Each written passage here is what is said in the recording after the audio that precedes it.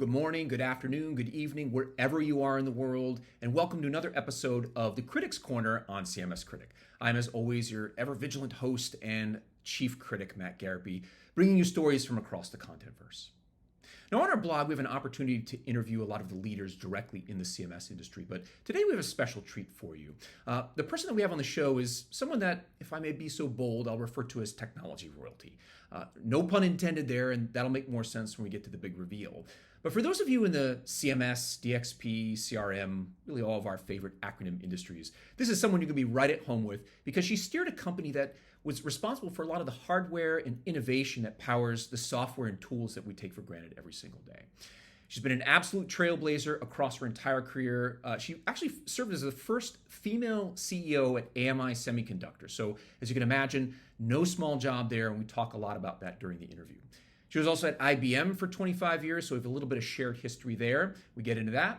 And she's just been an all-around inspiration, I think, for everyone, but particularly for women in tech, for whom she's been a huge advocate and has had a profound impact.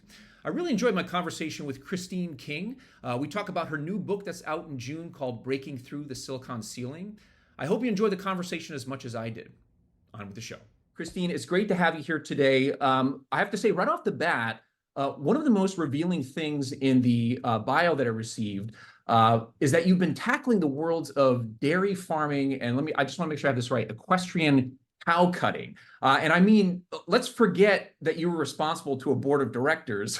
That seems hard enough. But you went into farming, and that sounds like really extra backbreaking work. So before we get into the other stuff, I was just curious about those two interesting snippets. Great to be here with you, Matt. And that's a great lead-in to the questions. I have to say that I don't like being bored. And I did take up dairy farming as a hobby. And I have to say that dairy farming is way harder than being a CEO. I'm on my fourth CEO gig right now. And dairy farming is tough because the results are in the milk pail. You get measured every day for whatever you do, whether it's strategy, how you execute. It's just makes you be honest all day long. So dairy farming was a great experience for me. I did it for 12 years, milked cows every morning, then went to work at IBM, checked in on the cows when I got home. Someone else milked them at night. And it was a great learning experience. Wow. So you had a strategy around how you were sort of balancing the work-life and passion piece of it too. So you were actually, I was thinking you went directly into dairy farming, maybe focused all your energy there, but it sounds like you were straddling both. You were doing the dairy farming. Multitasking, right? Exactly. In many ways, what you described sounds like the CEO's gig, right? When you were saying how difficult it was, but that is really fascinating. And I let's jump right into the book, Breaking Through the Silicon Ceiling. This is a term I've heard frequently, and I'll talk a little bit about my own experience with that, and some things we're doing with an alliance that I'm involved with. And in the book, I know it's going to be released in June. You really work to capture your life story, a lot of the challenges that you went through, particularly being in a male-dominated industry at a time where much of the change that we've seen, the progress we've seen made, was not there yet. And you talk about the realities of dealing with all of that. And I was hoping that in our time today, you could reflect on what it was like being a single mom. I think you mentioned living in a trailer park. There were even some photos of that, and really struggling to find footing and being able to somehow work through all of that, learn from it, and use it to become a captain of industry. Well, it certainly is a journey. And yes, I did start out as a single mom in a trailer park. Didn't have any money, didn't have an education. I had high school education, but that was it. And so I relay my journey from that trailer park through going to college, first, of course, to be a teacher, which is what women did in those days. Then how I happened into electrical engineering and got my engineering degree. And that led me to my first job at IBM, and then spent 40 years pretty much being the only female in the room.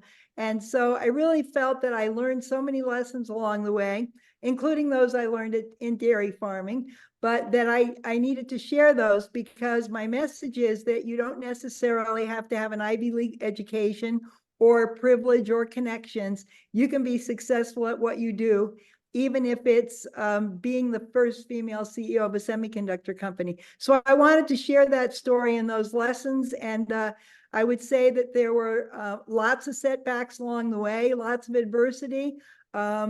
Got kicked in the gut quite a few times, but persevered. And I wanted everyone to know there's a way to get it done. Awesome. I consulted at IBM on the GTS side of the business with a focus on their cybersecurity practice in the early 2000s.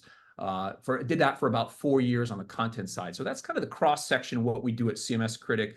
We laser focus on content management systems at the software level, and then kind of the ecosystem around that. So CRM systems, ERP, again, a lot of the same acronyms that you've heard for many, many years in your line of work.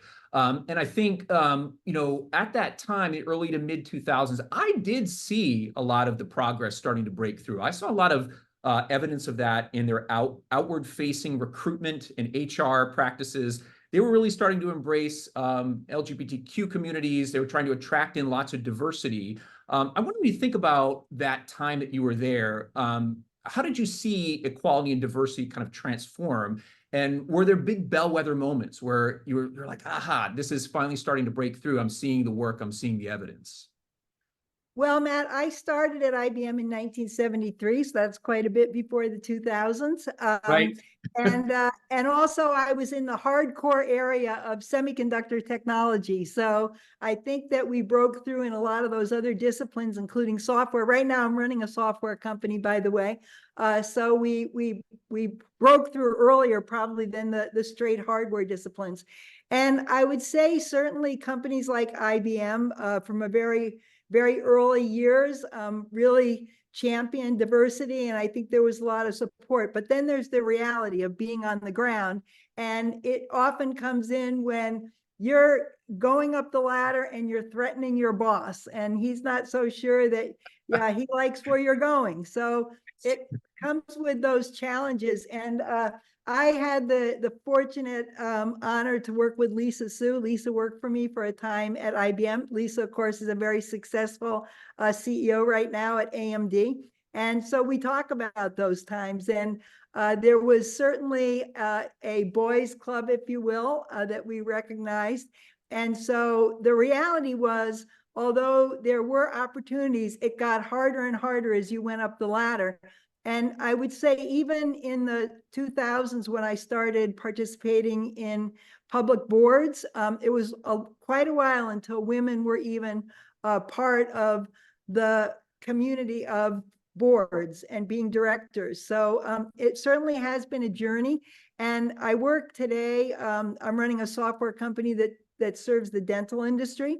And of course, there's lots of female dentists and female hygienists and office managers, as well as software engineers, but sometimes it's still a rough road. So I think we still have a ways to go.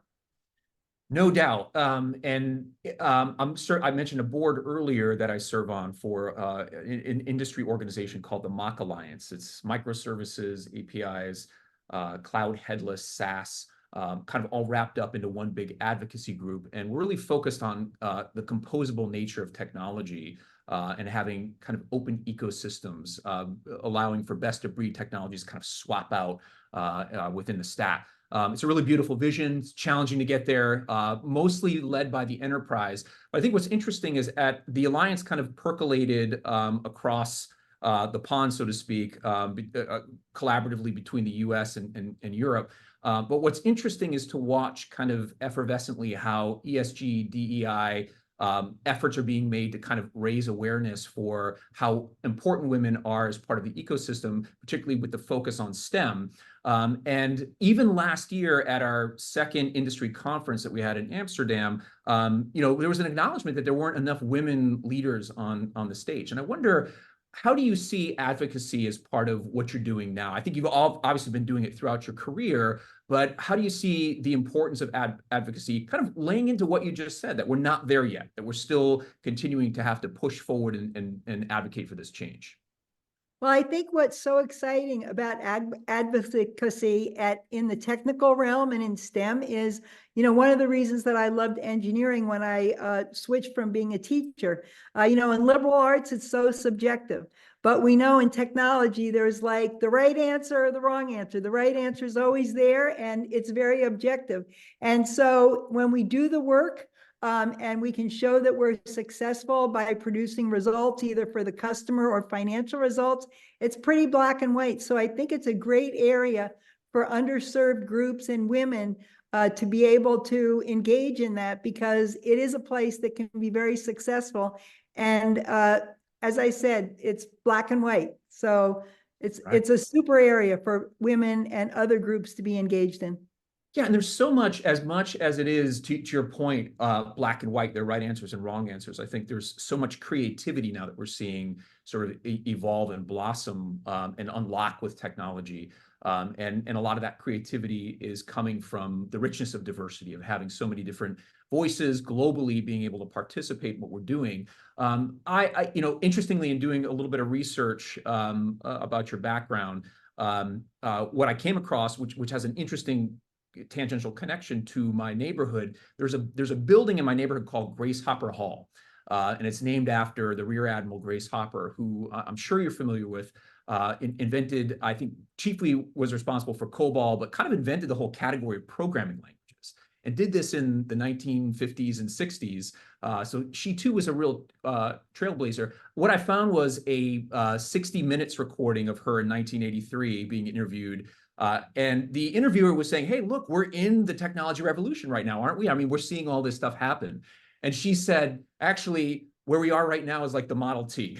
we're just beginning. And this was 1983, when they were talking about speeds and feeds being, thousands of computations per second instead of tens of thousands or millions or petabytes. And it was really fascinating. And it got me thinking, for you, and it's so I can tell, your generosity to want to give back and your focus on wanting to give to others. Being a teacher, my wife was a elementary school teacher as well, and I see some of those traits, and I wonder for you, who were role models that kind of guided you into, the space that you ended up in, or maybe that was kind of by accident. Maybe you ended up in those places by accident, but were there role models that stuck out to you? Sure. Well, a lot of it was by accident, Matt. But as far as role models, obviously there weren't any women that came before me, so it was hard to have a female role model. But my theory is that we have to take the best from everyone that we meet. And so I think I've learned from so many people. I would say probably Lou Gerstner, who was the CEO at IBM for a period of time and was responsible for the IBM turnaround time, was probably the person that I learned the most from. His focus on the customer it really resonated with me. And I think a lot of my success was a result of serving customers. And one of the things I talk about in my book, as we try to move along and be successful in our careers, there is a huge power in the customer, whether it's an external customer or an internal customer. And so I would say that there are many people that I learned from, but I'm not a fan of saying, okay, have one or two role models, because that's kind of limiting. I'm always like, we have to be the best we can and learn from everybody. Love it. Let's talk a little bit about where you're at right now, and kind of this evolution into your next role. You said you're currently running a software company that's focused on the dental industry. And I wonder if maybe you can tell us a little bit about that, but also, where does business line up with technology, right? I mean, obviously, once we begin monetizing tools and things that we build, there's this aspect of it that becomes a business. But just because something's a good idea or it solves a problem out in the market doesn't mean it's a good business, right? I wonder where your business acumen came from. Did this happen, by chance, that along the way you sort of caught the bug that, hey, I can lead in this business capacity, I can deal with the numbers, I can do all these other things that are expected as a CEO. I'm curious about that, and maybe tell us a bit about what you're doing now as a CEO. Sure. First of all, I really do love business. I guess since I've tried to retire 4 times and I'm never successful, I keep getting sucked back into it. Your only failure, right, is the fourth failure of retiring. That's right. That's it. But I truly love business. And I would say, even as a small child, I was always thinking up a business. The one that comes to mind is walking around a neighborhood, picking rose petals off flowers, sticking them in some jars, mushing them up with water and saying, this is perfume. Do you want to buy some? Um, and so building a business, whether it's a dairy farm, whether it's a semiconductor company, a software company, it's all kind of the same process. And when you do things right, it results in financial outcomes. And so I think business is closely tied to technology. And obviously at the front end where it's, purely research, it's not going to perhaps have that kind of result. But over time, anything that creates value is going to result in financial performance. And so I love seeing the financial performance. We started out talking about dairy farming. You love to see the milk in the pail at the end of the day. So I tell my team that whether we're creating a strategy that's a product 5 years from now, whether we're picking the right people to put on the bus, whether we're picking the right partners and how we execute, it all ends up being in that milk pail or in financial results. And everyone loves financial results. So two of the things, if anyone wants to be successful in a career, everyone loves results, number one, and number two is serve the customer. And so that resonates in everything that I've done, and I think my success. Right now, I run Henry Schein One. It's a dental software company. We're the number one provider, and you're probably going to get to some AI questions, but we are employing AI for dentistry, which is really exciting. So this is my first time running a pure software company and participating in the healthcare industry, which is great because it serves the community. I love it. Interestingly, I did some work. So when I was working for GTS, I was primarily based out of Atlanta. And there was another company I worked with there called CareStream. So and they were focused on dental practice software. So you may be familiar. That's a competitor, right? Okay. It was many moons ago, by the way. Love beating competitors too. Yeah, well, fantastic. I'll tell you what I know, but I don't know much anymore. But I think it's interesting that you went right to, okay, how am I serving a community? You focused on the core points of your mindset in business, which should be everyone's, that it's about the customer, that customer centricity. And predictively, you went right to AI, which is great. And I think it's interesting, having your insight, having done this, having such amazing experience, seeing the evolution of semiconductors, seeing us kind of continuously break what we thought the assumptions were on how much stuff we can squeeze onto this little piece of glass. But the idea that, we're now in this new age, that many have said it's bigger than the internet, right? It's more revolutionary, and I hate to use that word, but that's many people are saying it's akin to that.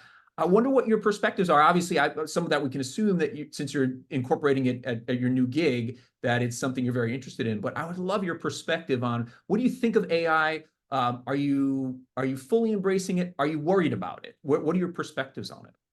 Sure. Well, first of all, I do think it continues to be part of that evolution. I'm not sure if it's evolutionary or revolutionary, but I mean, when we started to have compute power, that was fantastic. When we got to wireless, that was fantastic. Connectivity and internet, as you just pointed out.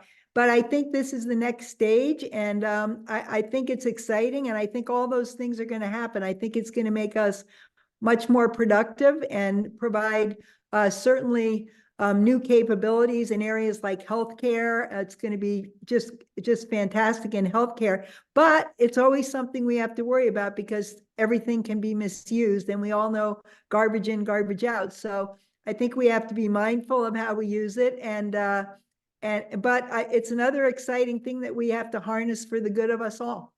Yeah, I love garbage in, garbage out. I don't think it gets used as much anymore, but it was a go-to. And I think also this, the ideas of tech debt, that we have a lot of things that we're not addressing, or we're addressing with Band-Aids, right? And we're kind of paying those hacks forward. And a lot of what we do in our industry in CMS is, focused on this bridge between open source and democratizing things and making them as available to really to communities, right? To communities to sort of create the innovation, and kind of breaking the model of the monolith, that we have these big software entities that kind of, and again, this goes back to that composable point I was making earlier, that kind of have domain over how everything's structured. In the way that you think of software, as someone who came from hardware that's powering software, now running software, you think about what's important for sort of the I guess the scalability of that software in a way that makes it easy for your customers, but also having some vein of openness or innovation with it. How do you see software today? I mean, maybe more objectively, not just speaking to your own experience, your own company, but how do you see that landscape evolving? Thinking about that openness and really maybe a world where code is beginning to disappear, where we're abstracting it, we're making low code, no code tools really the sort of the instrument that most business operators are using. So I'm just curious about your thoughts on that. Sure. First of all, about openness, I think that it always makes a lot of sense to be open because we want to create value. So we don't want to throw up walls. That being said, I'm of the mindset that let's be open, but let's make sure it's creating value for the entity. And I think this is an area, for instance, Apple's been like pretty smart, pretty open, but on the other hand, they're making money that they can reinvest and continue to create value for their customer set. So I think that in thinking about open, it makes a lot of sense to me. And I think that software has really evolved from being that monolith, as you just pointed out, Matt, to being much more agile, obviously, and providing value to customers on an ongoing basis. And I think that whole methodology of providing value to customers in small snippets of time so that we can learn from it and they can learn from it. I think it's been a great evolution in software development, which is benefiting us all. Awesome. What do you do to balance out the stress? What do you do? And I talk to a lot of leaders in my industry, and I always kind of arrive at this question naturally. We talk a lot about the exciting stuff, the things that they're doing in business, but I'm always curious what is a go-to aside from dairy farming or cow cutting? Maybe you're still doing those things, but are there other things for Christine King that are go-tos to help balance it out? And are there lessons? I'm sure that there are some in the book that you relay as well. I think I read a little bit of the excerpts about how you can apply some life strategies to help overcome some of the challenges. But what about that piece of burnout, stress? I think we were all working towards the 4-day work week at one point. And now I just read Samsung said all executives have to come back to work for 6 days a week now, due to 2023's records. So I don't think we're ever going to get there, but I'm just I don't curious. know. I hate 4 days a week. It's like, how can you get something done, I don't something know. great in 4 days? But I have had hobbies along the way. I still own horses. I love cow cutting, which is a very a sport that's high adrenaline and totally immersible. So that's when a cow goes, you and your horse go up against the cow head to head. Wow. It's really Okay. fun. But and you can look for it on YouTube. I'm sure you'll see how exciting it is.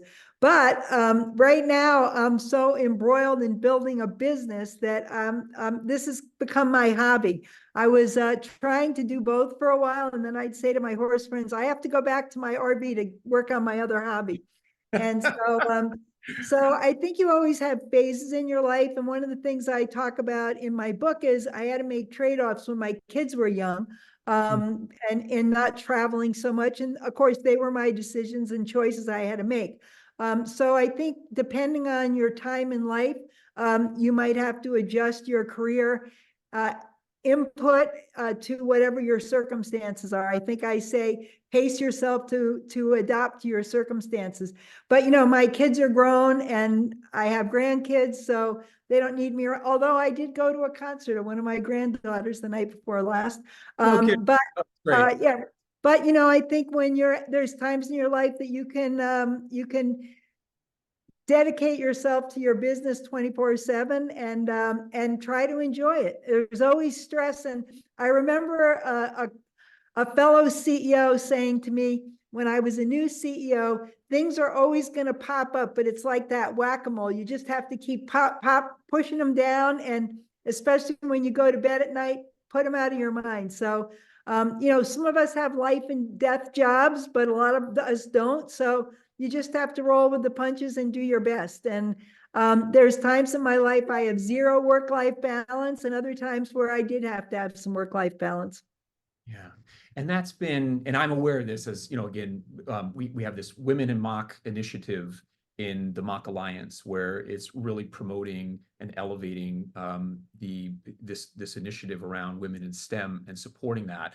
But I'm aware as a man of a certain age that this has been a persistent challenge, that it would have been much easier for a man to experience some of those trials and tribulations than a woman having to raise a child on her own, living in the conditions that you were in and still being able to persevere and get through it is just a really remarkable story. And I hope that we, through this book, and that's why I'm anxious to read it and have others in our community read it as well. The lessons that you've been able to apply and learn are things that we can build on, we can acknowledge, and we can look at ways to be able to make the path and the journey easier. But I'm sure that there are many things in here that we're going to learn about strategy-wise that are kind of cross into the things that you've experienced in the workplace as well. So not just that balance of what am I doing as someone raising a family, but also what am I doing as someone who's dealing with the board and dealing with P&L and all the things that we have to deal with as business owners.